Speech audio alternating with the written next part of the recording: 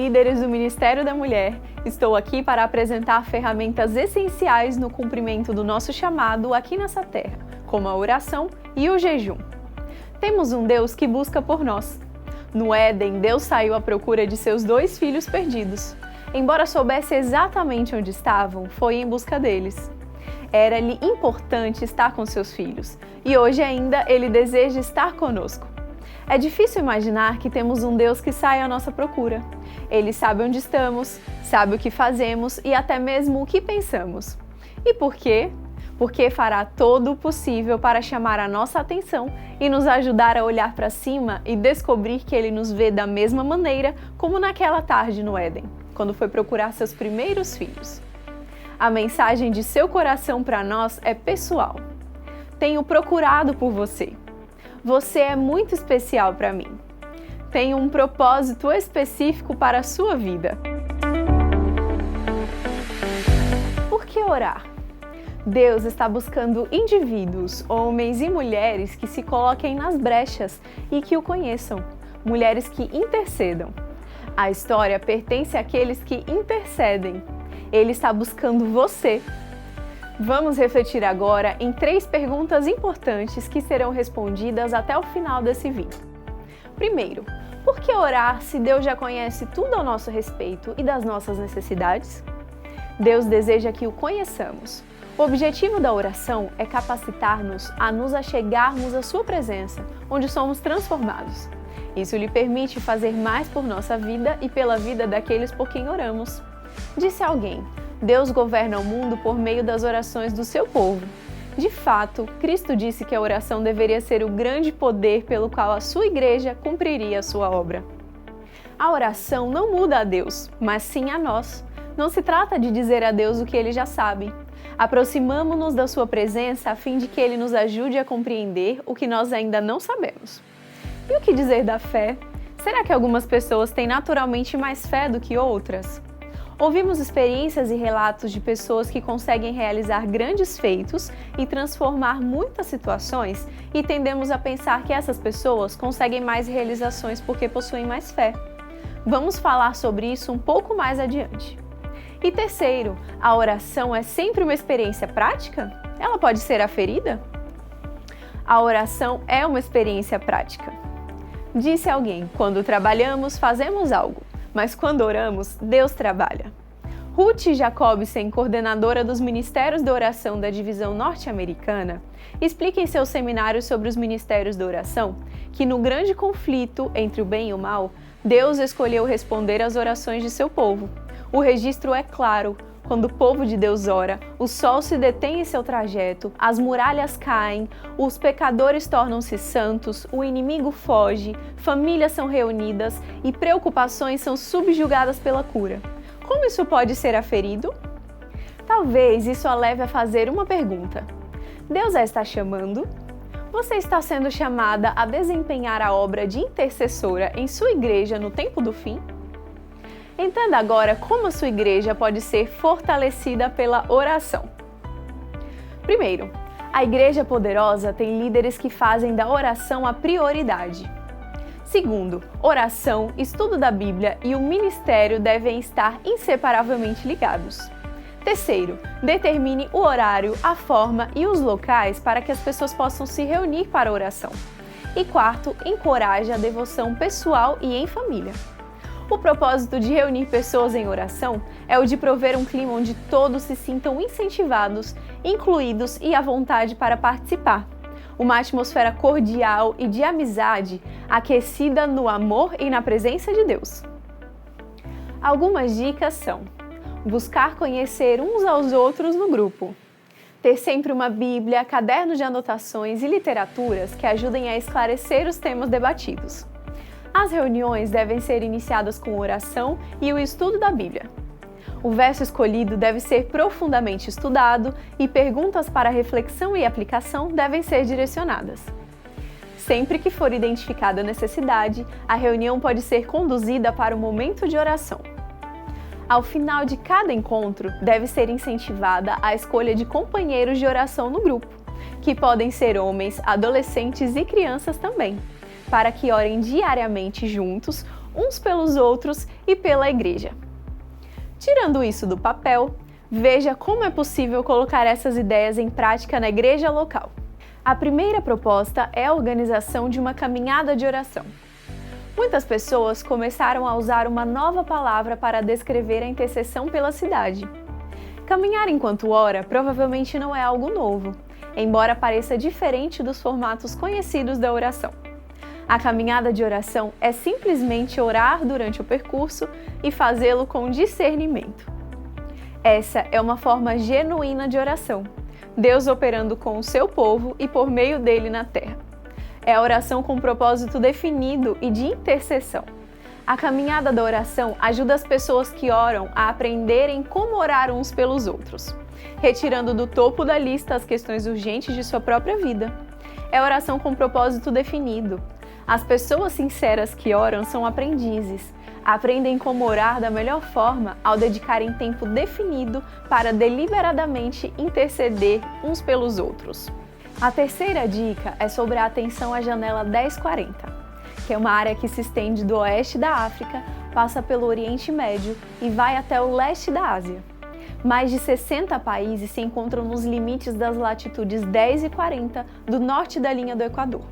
Nesses países se encontram a maioria da população mundial muçulmana, hindu e budista. Como podemos fazer com que os nossos braços abracem o mundo? Como as pessoas da janela 1040 podem ser alcançadas? A resposta a essa pergunta se encontra em Mateus 9, 37 e 38. E então se dirigiu a seus discípulos: a seara na verdade é grande, mas os trabalhadores são poucos. Rogai, pois, ao Senhor da seara que mande trabalhadores para a seara. Este é o único lugar na Escritura onde Cristo destaca um problema insuperável e então apresenta a solução divina. E a resposta é a oração. A quarta sugestão é sobre o coordenador de oração. Ele é um elemento essencial para a igreja que ora. Ele ou ela deve ser alguém que irá ajudar a integrar a oração na vida total da igreja, de acordo com o calendário da associação ou missão e da igreja local. O coordenador irá trabalhar com o pastor distrital e anciãos e incentivar os membros de todas as idades a participarem desse ministério. O Ministério da Mulher da Divisão Sul-Americana tem a cada ano disponibilizado materiais para ajudar os grupos de intercessores nas igrejas locais. São 52 motivos para interceder semanalmente. O coordenador deve convidar todos os membros a participarem. Em cada igreja pode ter vários grupos de intercessores, como por exemplo, mães por filhos, esposas por maridos não cristãos, jovens por amigos que se afastaram e outros. O coordenador do Ministério de Oração deve conhecer as necessidades dos membros, ter a lista dos interessados que estão estudando a Bíblia e principais projetos que a igreja está realizando e que necessita muito de intercessão. São muitos os motivos que o grupo de intercessores pode orar. O coordenador deve ser a peça-chave para tornar uma igreja a igreja que intercede. Cristo prometeu que se pedíssemos qualquer coisa em seu nome, ele atenderia. Ellen White escreveu a respeito do valor de trabalhar e de orar pelos outros. Ela diz: mostrar um espírito liberal, abnegado para com o êxito das missões estrangeiras é um meio seguro de fazer avançar a obra missionária na pátria, pois a prosperidade da obra nacional depende grandemente abaixo de Deus da influência reflexa na obra evangélica feita pelos países afastados. Agora vamos pensar sobre como a oração pode ser ainda mais intensa e poderosa. Estamos falando da combinação de oração e jejum. Desde o início, as orações do povo de Deus têm aberto as portas para o incrível poder de Deus. A oração e a fé são nossa conexão com Deus, que pode todas as coisas. Nas Escrituras como um todo, Deus tem operado de formas miraculosas para resgatar seus filhos e responder às orações. Davi, no Salmo 18 e 30, diz: a palavra do Senhor é provada, e a mensagem da Escritura de capa a capa é a mesma. Suas promessas são verdadeiras. Seguidas histórias nos dão evidência esmagadora de que ele de fato livra, verdadeiramente liberta, provê o necessário e cura. Pedro e os demais discípulos passaram 10 dias em oração, depois que Cristo os instruiu a fazê-lo. O resultado foi o Pentecostes e o derramamento do Espírito Santo que os equipou para o serviço. 3.000 pessoas se converteram e isso foi apenas o começo. Os discípulos se tornaram ousados, corajosos, fortes e receberam as capacidades de que necessitavam. A diferença foi a oração. Muitas vezes, quando relatamos histórias de milagres na Bíblia ou mais recentes, começamos do meio da história de Deus, dando detalhes emocionantes do milagre. Na verdade, se retrocedêssemos ao início da história, veríamos que a narrativa começa com o povo de Deus com o rosto curvado diante dele em oração, e muitas vezes não estava apenas orando, mas jejuando também. Portanto, ao responder à oração e jejum dos discípulos, estes começaram a ter uma compreensão melhor de quem ele era. Lemos em Daniel 11:32 que os que conhecem a Deus serão fortalecidos e capazes de realizar atos arrojados e poderosos em nome de Deus. O alvo da oração é conhecer a Deus. Muito melhor do que ter nossas orações respondidas, mais importante do que receber bens de suas mãos, é conhecer-lhe o coração, sua vontade e seus planos. Isso é possível por meio da oração, do estudo da sua palavra e do jejum. Literalmente, a palavra jejum significa cobrir a boca. O significado de fato é que no jejum fechamos a entrada ou acesso ao eu mais interior. Fechar as entradas significa que você também fecha os olhos, os ouvidos de sua mente e filtra o que entra em seu coração. Vamos refletir um pouco mais. É necessário jejuar? O que a Bíblia fala sobre o jejum? Trata-se simplesmente da disciplina espiritual que satisfaz todas as condições de 2 Crônicas 7:14. Povo entregue a Deus, arrependido dos maus caminhos e orações atendidas. É a forma que a Escritura apresenta de nos humilharmos diante de Deus. Ele permite mais tempo para orar, para buscar a presença de Deus e arrepender-se. Ajuda-nos a ter clareza de pensamentos e a capacidade de nos concentrarmos na palavra de Deus. Transforma a oração em uma experiência mais rica, profunda e pessoal. O jejum pode ajudar a propiciar reavivamento e é de vital importância quando oramos pelo evangelismo. Ainda existem outras formas pelas quais o jejum pode afetar. 1. Pode prover revelação através do Espírito Santo quanto à nossa verdadeira condição espiritual. 2. Pode trazer nova fé, esperança e maior confiança. 3. O jejum é o meio principal de restauração. 4. Reduz o poder do eu de tal forma que o Espírito Santo pode realizar uma obra mais intensa em nós. 5. O jejum promete uma rendição, mesmo um santo quebrantamento, resultando em calma interior e em domínio próprio. 6. Elimina alguma das distrações físicas da vida. 7. Renova a visão espiritual. O jejum inspira a determinação de seguir o plano revelado de Deus. Compreendendo todos os benefícios e entendendo que a prática do jejum deve fazer parte de uma vida de comunhão real com Deus, vamos falar um pouco sobre como podemos ser fortalecidas pela oração em alguns tópicos. Número 1. Dedique tempo à oração. A menos que seja um hábito, sua vida de oração sofrerá. A solução é estabelecer um hábito consistente.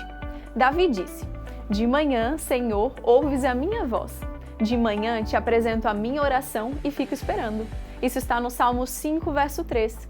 Davi havia aprendido o valor do hábito de orar diariamente. Não podemos tentar encontrar tempo, devemos criar o tempo para oração a cada dia. Número 2. Defina um lugar tranquilo para orar e estudar a Bíblia. Para realmente fortalecer sua vida de oração, recomendamos-lhe que defina um lugar especial para orar. Jesus disse: "Tu, porém, quando orares, entra no teu quarto." Lá em Mateus 6, verso 6. Nosso Senhor não estava falando apenas de uma atitude na oração, mas de um lugar especial, um lugar onde você se encontra com Ele. Jesus não apenas falou sobre isso, Ele viveu o que disse. Todo cristão deve ter um lugar especial para orar e estudar a Bíblia. Número 3. Reconheça a Deus pelo que Ele é. Toda oração deve iniciar com o reconhecimento da natureza de Deus, porque é essa natureza que nos dá a confiança de que as orações serão atendidas. O reconhecimento da natureza de Deus é definido como louvor. A oração modelo, a oração do Senhor, inicia e finda com louvor. Essa é o ingresso ao céu. Inicia a oração com adoração. Número 4. Confesse os seus pecados. No início de cada oração, necessitamos considerar a questão da confissão. O salmista nos lembra: se eu no coração contemplar a vaidade, o Senhor não me teria ouvido. Está lá no Salmo 66, no verso 18. A Escritura deixa claro que os pecados não confessados bloqueiam o canal de comunicação entre Deus e o adorador. O hábito da oração diária permite-nos um tempo especial para avaliar nossa condição espiritual. A confissão é um pré-requisito para o poder na oração. Há total incompatibilidade entre a oração e a vontade pecaminosa. Uma parte vital de nossa oração deve ser o momento de exame pessoal e confissão. Número 5. Agradeça a Deus pelo que Ele faz. Nossas orações deveriam ser temperadas pela gratidão. O que Ele fez por você? O louvor é definido como adorar a Deus pelo que Ele é e o dar graças pelo que Ele faz. Isso deve ser específico. Da próxima vez que você orar, faça uma relação mental de todo o bem que Deus lhe tem feito. Reveja as dádivas recebidas de Deus. A gratidão propicia uma excelente atmosfera na qual fazer petições ao Pai. Ela nos lembra de sua bondade e das respostas no passado. Gratidão. Número 6. Leve a Deus suas necessidades e petições. Orar com a palavra de Deus é uma forma poderosa de oração. George Miller, um grande líder de um orfanato no século passado, era conhecido por sua tremenda fé em Deus, como também por sua poderosa vida de oração. Sem dúvida, o segredo repousa no fato de que George Miller nunca orou sem abrir a Bíblia. Ele aprendera o poder da palavra de Deus em Jeremias, que diz: "Não é a minha palavra fogo, diz o Senhor, e martelo que esmiuça a penha?" Súplicas. Número 7. Não desista. Jacó nos oferece um exemplo ímpar de alguém que persistiu até receber a bênção desejada de Deus. Ele disse: "Não te deixarei ir se não me abençoares." Está lá em Gênesis 32, verso 26. Muitos crentes iniciam sua jornada de oração com grandes propósitos apenas para abandoná-la quando há dificuldades. A resistência é um pré-requisito para o poder espiritual. No que diz respeito à oração, devemos declarar com o salmista: "Firme está o meu coração, ó Deus, o meu coração está firme." Faça tudo o que puder para fortalecer sua vida de oração. Essa é uma verdade. Mais coisas são realizadas pela oração do que por este mundo. Número 8. Medite na presença de Deus. Pense no que você está lendo na Escritura e como isso se aplica à sua vida pessoalmente. A meditação não é apenas significativa, mas vital para a oração equilibrada. Os salmos iniciam com essa afirmação: "Bem-aventurado o homem cujo prazer está na lei do Senhor, e na sua lei medita dia e noite." O sucesso é mencionado juntamente com a ordem de meditar dia e noite na palavra de Deus. Pergunte a si mesmo o que você aprendeu de Deus na passagem lida com a Escritura e como Ele está falando com você. Número 9. Cante um cântico novo. Muitos cristãos estão redescobrindo a alegria de cantar em voz alta durante a oração. Na Bíblia, o canto é fundamental no culto. Paulo e Silas foram presos por pregarem o Evangelho, mas os vemos cantando hinos de louvor. Isso mudou tudo, visto que não tinham inários, seu canto deve ter brotado do coração. O salmista falou de cantar um cântico novo. Quando você faz isso a sós com Deus, não precisa envergonhar-se. Veja que a melodia e as palavras sejam simples. Isso será uma nova alegria, somente entre você e Deus. Número 10. Ore pelos outros. Cada oração deve ter uma porção exclusivamente devotada a petições em favor de outras pessoas. O modelo de oração de Cristo não inicia com "meu Pai", mas com a expressão "Pai Nosso". Nenhuma vez a oração usa pronomes pessoais como eu, me. A oração de Cristo diz: "Dá-nos, perdoa-nos, livra-nos." A ênfase claramente está nos outros. Número 11. Ore pelo ministério e pelo evangelismo. Ao orar pelos outros, nada é mais importante do que o seu bem-estar espiritual. Milhões de pessoas ao redor do mundo estão esperando ouvir de Jesus. Ore pelos pastores nas áreas administrativas da igreja, ore pelos oficiais e líderes da igreja local. Em 1 Tessalonicenses 5, 12 e 13, Paulo nos diz para manter em elevada consideração aqueles que estão em posição superior à nossa no Senhor, nossos pastores, professores e a liderança da igreja. Ore também pelo clero e pelos leigos de outras denominações. Número 12. Dê foco às suas orações. A oração intercessória deve focalizar necessidades específicas, seu país e todos os demais países no mundo. Davi orou: Tu, Senhor, Deus dos exércitos, desperta, pois, e vem de encontro a todas as nações, que traiçoeiramente praticam a iniquidade. Ore de forma específica e nominal pelos pastores, pelos líderes da igreja, ore pelos membros da igreja. Você pode dividir seu plano de oração em sessões de forma a orar cada dia por um aspecto que deseja apresentar na oração. Se você estiver orando pelo mundo, pode dividir os 210 países em 7 grupos de 30 e orar por cada grupo em um dia da semana. E a cada semana, você terá visitado o mundo inteiro, país por país, na oração. Número 13. Planeje o seu momento de oração. Desenvolva um plano antes de entrar em seu quarto. Se você escreve as orações, pegue folha, papel e a Bíblia. Se você usa algum tipo de estrutura, como por exemplo a oração do Senhor, em oração e atentamente peça a Deus para mostrar-lhe pelo que orar e como orar. Peça sua proteção e direção enquanto ora. Número 14. Aprenda a jejuar e orar. O jejum é a prática de abster-se deliberadamente de alimentos com o fim de obter poder na oração. Um escritor sensato escreveu certa vez: Todos os homens que tiveram poder espiritual para prevalecer com Deus e com o homem foram homens que aprenderam rigorosamente a negarem-se a si mesmos e a subjugarem seu corpo. Jesus deixou claro que algumas vitórias espirituais podem somente ser obtidas pelo jejum e pela oração. Isso está em Marcos 9, 28 e 29.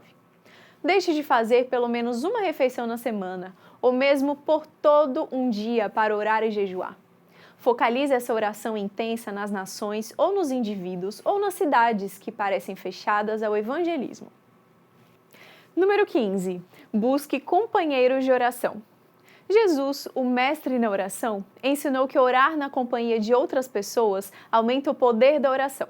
Ele disse: Se 2 dentre vós sobre a terra concordarem a respeito de qualquer coisa que porventura pedirem, ser-lhes-á concedida por meu Pai que está nos céus. Isso está em Mateus 18, verso 19.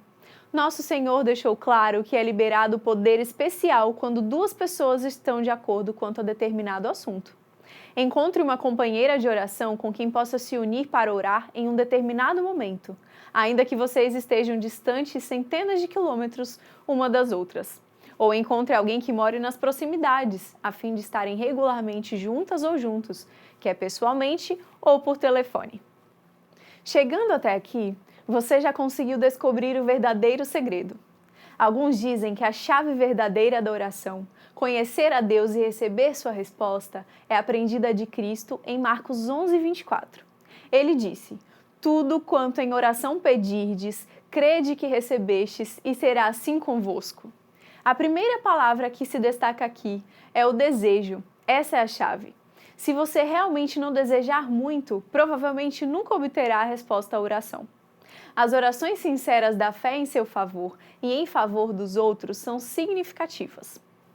Visto que orar é a ação mais importante que fazemos, e entendendo que a oração exige esforço, muitas vezes algumas pessoas descansam por alguns minutos antes de orar, a fim de estarem em melhores condições físicas para essa obra de grande importância. Deus responde de forma fantástica. A oração é emocionante e significativa quando você ora de acordo com o ensinamento de Jesus. Deus nos chamou para sermos o exemplo dele e podemos fazer isso amando e orando pelo nosso próximo, vivendo em comunhão e servindo de forma sincera e abnegada. Que possamos ser mulheres diferenciadas e que se destaquem pelas características de Jesus. Até a próxima!